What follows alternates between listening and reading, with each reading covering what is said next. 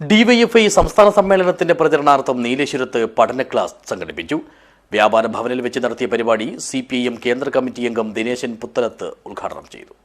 This news sponsored by Bobby Chamanur International Jewelers, traditionally trusted for 162 years.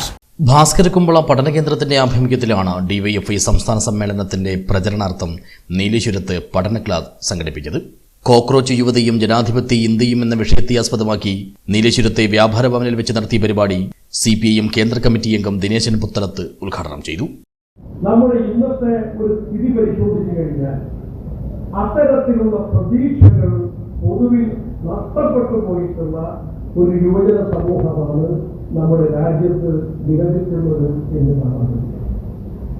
അതേസമയം തന്നെ തങ്ങൾ ഒരുപാട് പ്രശ്നങ്ങൾ അനുഭവിക്കുന്നുണ്ട് എന്നും ആ പ്രശ്നങ്ങൾക്കെതിരെ പ്രതിഷേധത്തിന്റെ ജ്വാലകളിൽ അണിചേരാൻ വേണ്ടി തയ്യാറുള്ളവരായിട്ടുള്ള യുവജന വിഭാഗവുമാണ് ഇന്ന് നമ്മുടെ രാജ്യത്ത് പൊതുവിൽ കാണാൻ കഴിയുന്നത്.